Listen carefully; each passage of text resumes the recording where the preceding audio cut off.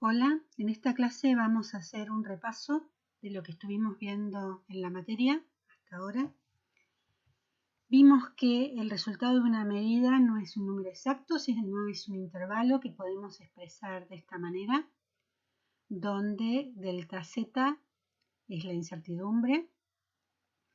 Y en el caso que miramos una única vez esa magnitud, esta incertidumbre va a ser la incertidumbre nominal. En la incertidumbre nominal hay varios factores que la construyen, pero el más importante o los más importantes son los que vienen del instrumento de medida, la resolución y la exactitud. Si la exactitud es un dato que tenemos que buscar, que nos da el fabricante, la resolución es algo un poco más sencillo de encontrar. En el caso, por ejemplo, que estemos midiendo con una regla, una cinta métrica, este tipo de instrumentos se llaman analógicos porque vemos la escala completa.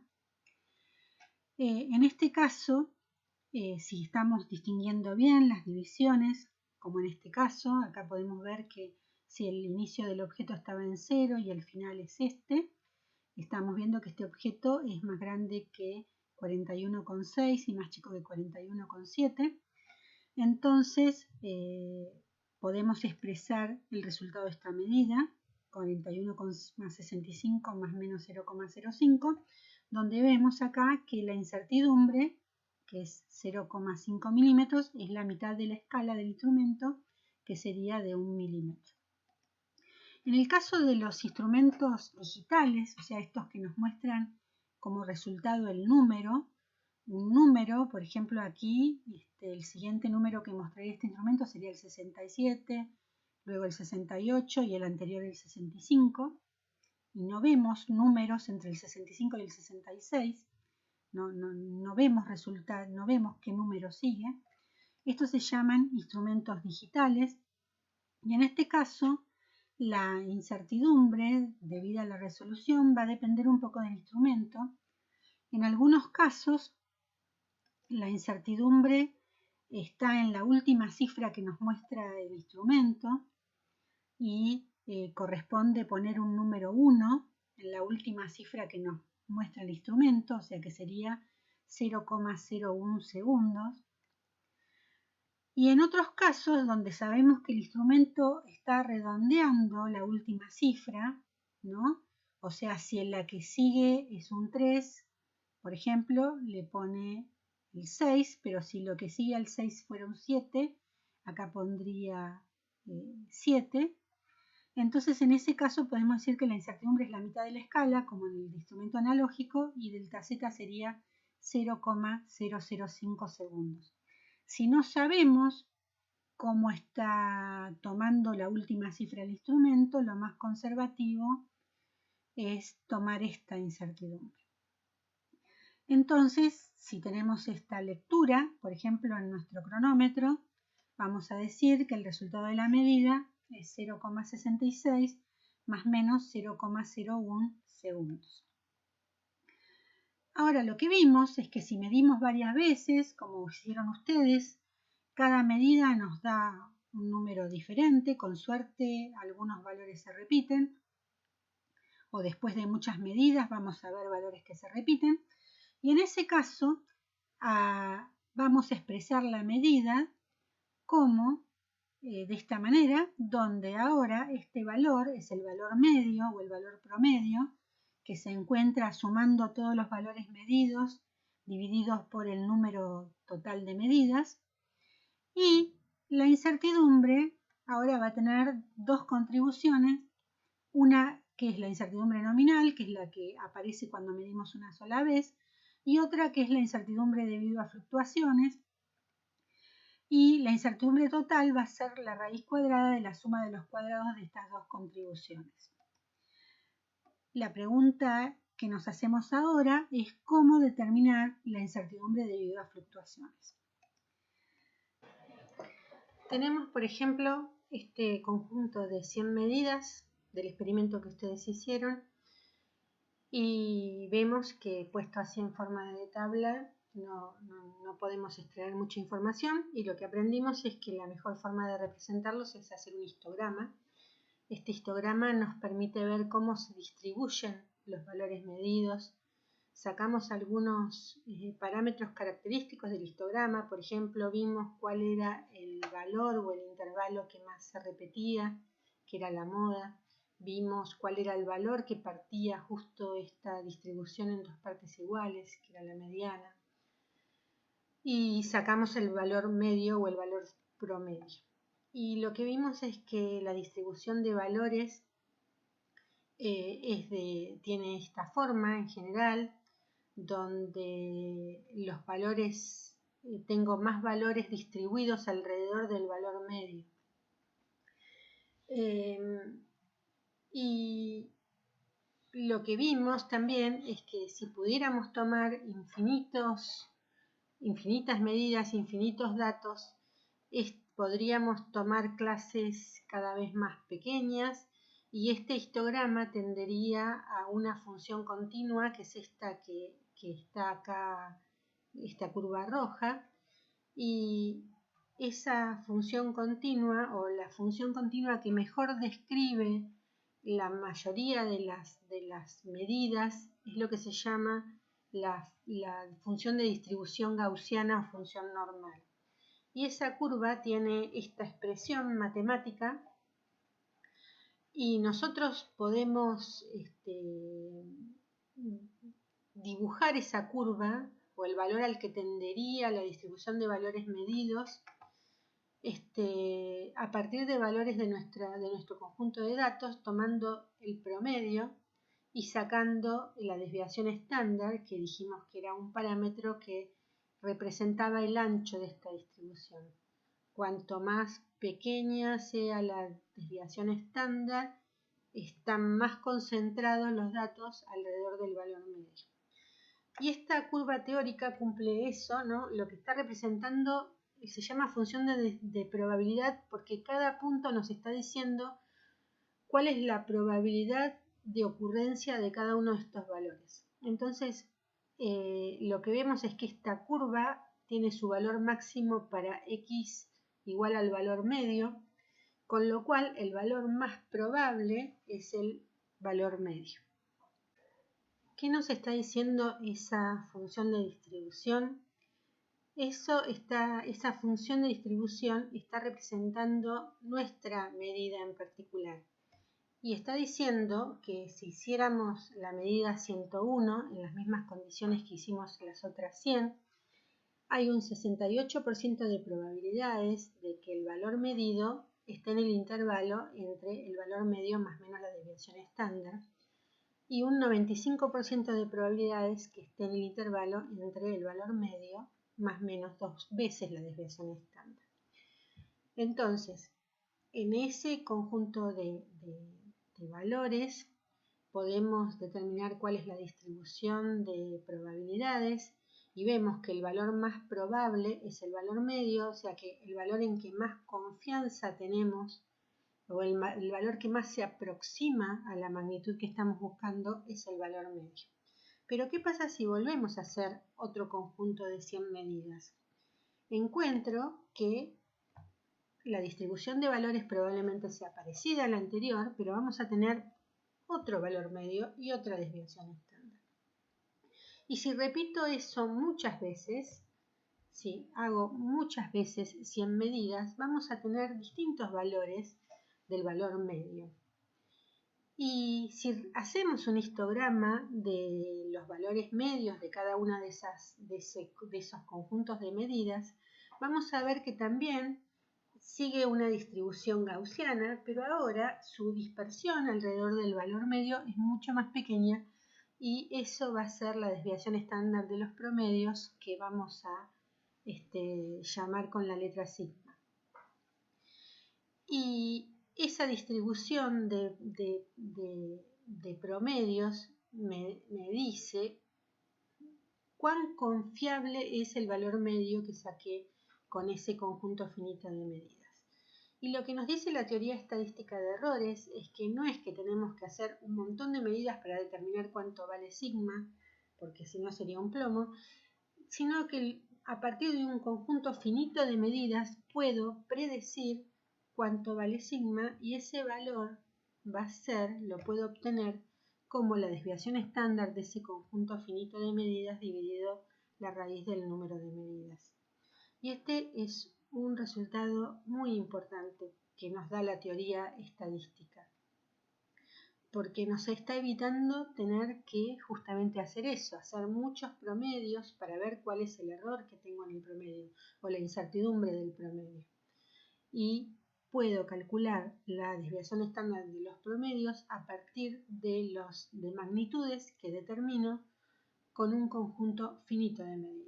¿Sí? Con estas 100 medidas que hice del tiempo de caída de la moneda, puedo determinar cuál es la incertidumbre del promedio, que va a ser sigma, como la desviación estándar dividido la raíz cuadrada del número de medidas. Entonces, ahora puedo expresar el resultado de la medida. Y el resultado de la medida, que ya habíamos dicho que era la incertidumbre nominal al cuadrado, la raíz cuadrada de la incertidumbre nominal al cuadrado más la de incertidumbre debido a fluctuaciones al cuadrado, va a ser, ahora yo sé que esa incertidumbre debido a fluctuaciones es la desviación estándar del promedio si es que queremos dar el resultado con una probabilidad del 68%. Entonces, vamos a ver, por ejemplo, para este ejemplo que estoy dando, que vimos nosotros, supongamos que tenemos, estos son los valores, el valor medio, esta es la desviación estándar, esta es la incertidumbre nominal del cronómetro, o sea, en este caso sería 0,01 segundos, e hicimos 100 medidas. ¿Cómo expresamos el resultado de estas medidas? Bien, dijimos que la incertidumbre debido a fluctuaciones va a ser la desviación estándar del promedio. Si queremos estar el resultado con un 68% de probabilidades, por lo tanto, la desviación estándar del promedio va a ser la desviación estándar que tomé de mi muestra dividido la raíz cuadrada del número de medidas. S, en este caso, es 0,05 segundos y n es 100, con lo cual la raíz de n es 10. Y entonces esa cuenta nos da 0,005 segundos. Ahora entonces puedo encontrar la incertidumbre total.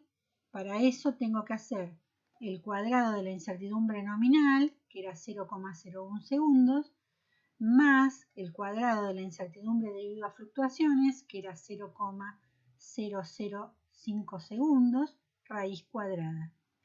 Y eso me da 0,01 segundos. Lo que podemos ver acá es que este número coincide con la incertidumbre nominal. ¿Por qué ocurre esto? Ocurre esto porque la incertidumbre debido a fluctuaciones es mucho más pequeña que la incertidumbre nominal. Entonces, cuando hago esta cuenta, ¿sí?, esta incertidumbre afecta solo la cifra que sigue al 1. Con lo cual, como redondeamos, teniendo en cuenta que el número de cifras del error o el número de dígitos del error coincida con los del valor medio o el de la medida, entonces cuando redondeamos nos queda la misma incertidumbre que es la incertidumbre nominal. Por lo tanto, ahora podemos expresar el resultado de la medida como el valor medio, que era 0,61 segundos, más menos la incertidumbre total que acabamos de calcular, que es 0,01 segundos. Y este resultado puedo decir que con un 68% de probabilidad, la magnitud que estoy buscando se encuentra en el intervalo 0,61 más menos 0,01 segundos. Si quisiera expresar el resultado con un 95% de probabilidades, tendría que cambiar la incertidumbre debido a fluctuaciones por 2 veces sigma en lugar de 1 vez sigma. Y haría todo este mismo procedimiento, pero acá pondría 2 veces sigma. En general, con un 68% de probabilidades, el resultado es aceptable, o sea, en general se lleva esta método, se usa una vez sigma, pero eso depende de los requerimientos de la persona que está, o sea, del que necesita este valor, ¿no? Del que necesita este resultado, de para qué se vaya a usar este resultado. Bien, ¿qué es eso del número óptimo que estuvimos haciendo? Perdón, antes de ir a lo del número óptimo quiero decirles una cosa. En la actividad que entregaron, la última actividad que ustedes entregaron, tenían que llegar a este resultado, ¿sí? O sea, el trabajo terminaba cuando expresaban el resultado final de la medida. O sea, cada vez que nosotros pidamos el resultado final de la medida, significa que tienen que dar el resultado de esta manera, como el valor medio más menos la incertidumbre total, donde la incertidumbre total se calcula de esta manera. Bien, ¿qué era eso del número óptimo que hicieron después? Bien, para entender esto, volvamos a cómo se expresaba el resultado de la medida, que es lo que acabamos de ver. El resultado de la medida se expresa como el valor medio más menos su incertidumbre, donde la incertidumbre tiene dos factores, la incertidumbre nominal y la incertidumbre debido a fluctuaciones. Ahora, como vimos en el ejemplo anterior, la incertidumbre debido a fluctuaciones la determinamos a partir de la desviación estándar del promedio.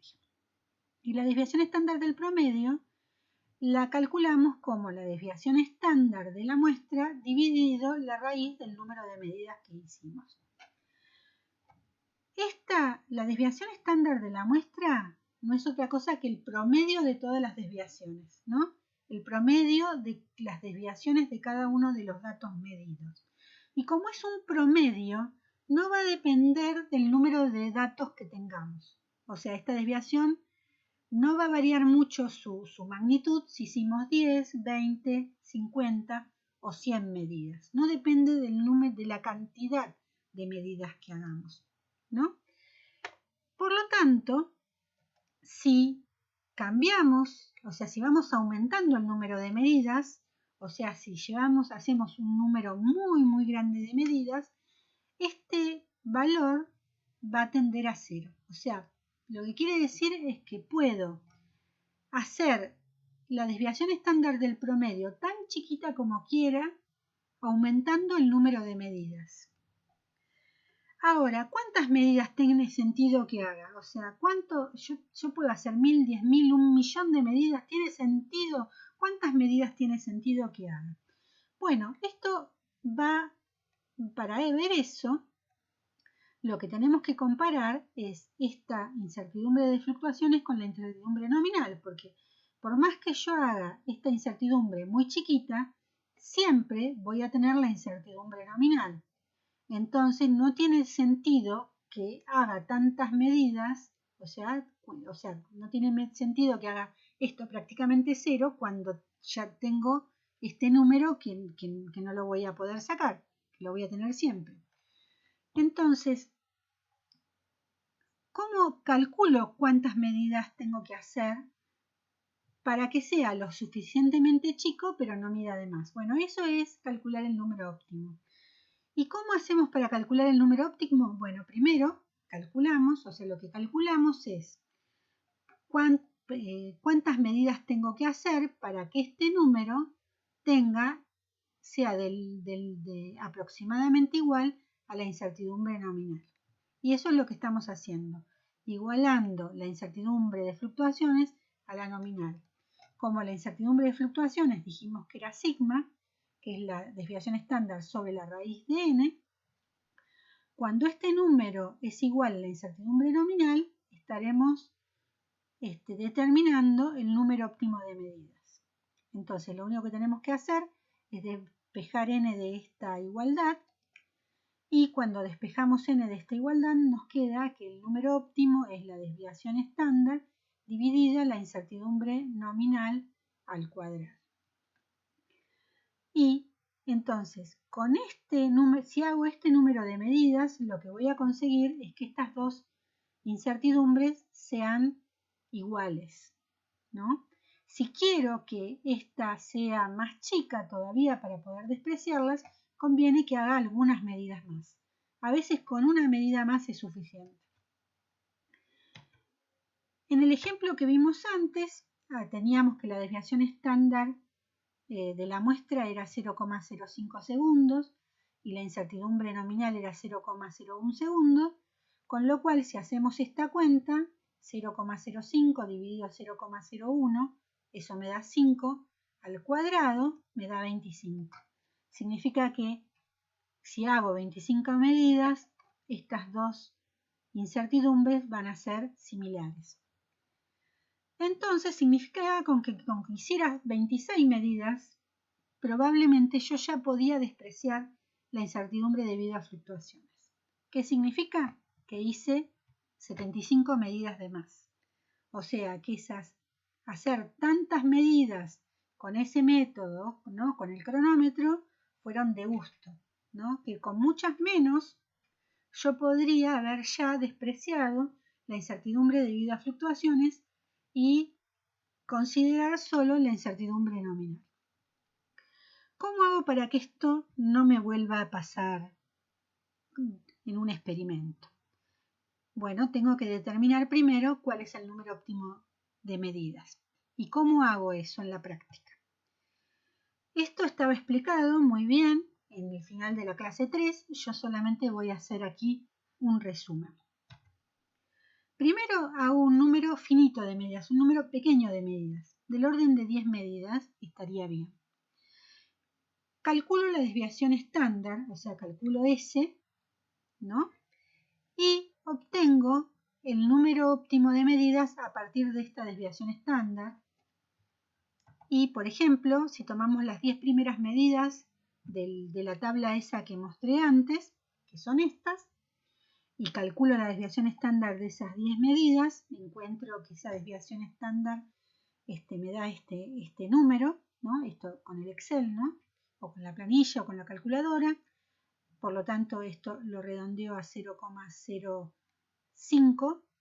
La desviación estándar es 0,05 segundos.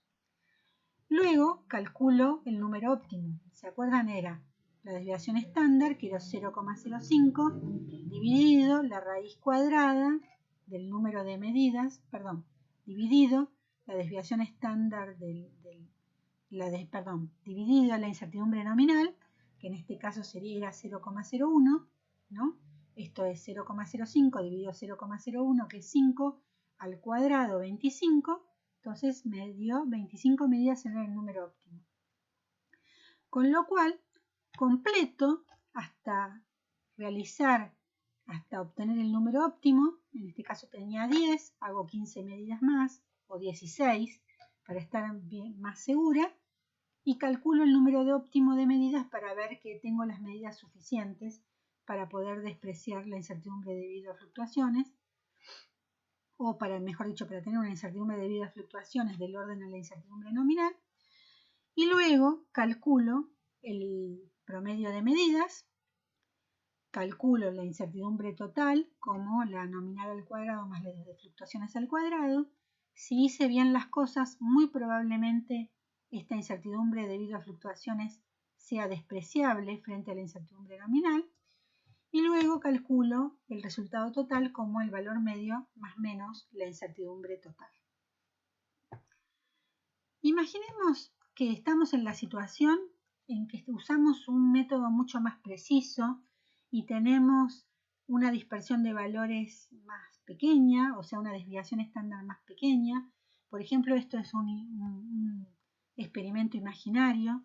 Fíjense que aquí muestro 10 medidas que no tienen tanta dispersión alrededor del valor medio. En este caso, la desviación estándar es mucho más chiquita, es 0,013 segundos. Entonces, cuando hago el cálculo del número óptimo de medidas, encuentro que es 2, que es un número más chiquito al número de medidas que había hecho para determinar la desviación estándar. ¿Qué quiere decir eso? Quiere decir que con las 10 medidas que hice, ya era suficiente para despreciar la incertidumbre debido a fluctuaciones. Entonces, listo, no tengo que medir más. Hago el promedio de los 10 valores medidos y calculo el resultado final como el valor medio más menos la incertidumbre, donde esta incertidumbre va a ser solo la incertidumbre nominal. ¿Por qué? Porque ya hice un número de medidas que es más grande que el número óptimo, por lo tanto la incertidumbre debido a fluctuaciones es despreciable. ¿Qué pasa si yo no puedo hacer muchas medidas? Puede ocurrir que, no sé, que el método de medida sea muy trabajoso o muy caro, ¿no? O muy difícil de reproducir. Entonces pude hacer unas pocas medidas, 3 o 4 medidas. Lo que no les dije antes es que para hacer un tratamiento estadístico tengo que tener más de 10 medidas.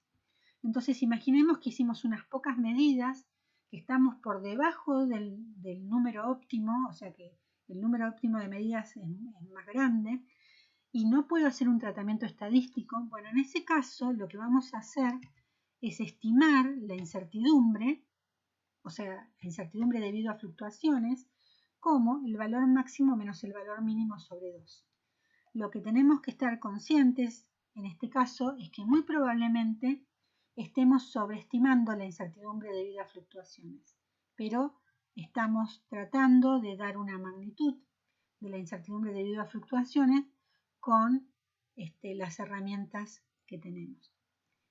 Bien, para finalizar esta clase vamos a ver este diagrama de flujo donde nos indica cuál es el procedimiento que tenemos que seguir cuando estamos midiendo. Medimos primero algunas veces del orden de 10, calculamos la desviación estándar de esas 10 medidas, determinamos el número óptimo. Si ese número óptimo es mayor, es menor, vamos a ir por acá. Si ese número óptimo es menor que el número de medidas que hicimos, listo, ya terminamos, no medimos más y expresamos el resultado como el valor medio más menos su incertidumbre nominal. Si el número óptimo de medidas es mayor que el número de medidas que hicimos, tenemos que completar las medidas hasta obtener el número óptimo. Volvemos a calcular Z para asegurarnos en qué condición estamos. Determinamos el número óptimo y volvemos a esta condición. Bien, eso es todo por ahora. Esto fue el repaso de todo lo que vimos hasta ahora. Si les queda alguna duda, pueden consultar con cualquiera con los docentes que tienen designados. Y ahora lo que viene es hacer, lo que vamos a subir es la ejercitación del parcial, o sea, vamos a subir ejercicios que son muy parecidos a los que vamos a tomar en el primer parcial. Uno de esos ejercicios les vamos a dar la opción a que lo entreguen. No es obligatorio que entreguen el ejercicio resuelto. ¿Qué ventaja tendría entregar el ejercicio resuelto? La ventaja es que nosotros lo vamos a corregir y les vamos a devolver esa corrección. Entonces ustedes van a saber si lo están resolviendo bien, si lo están resolviendo mal y qué errores tienen para corregirlos para cuando tengan que hacer el parcial. Bien, es todo por ahora. Hasta la próxima clase. Chao.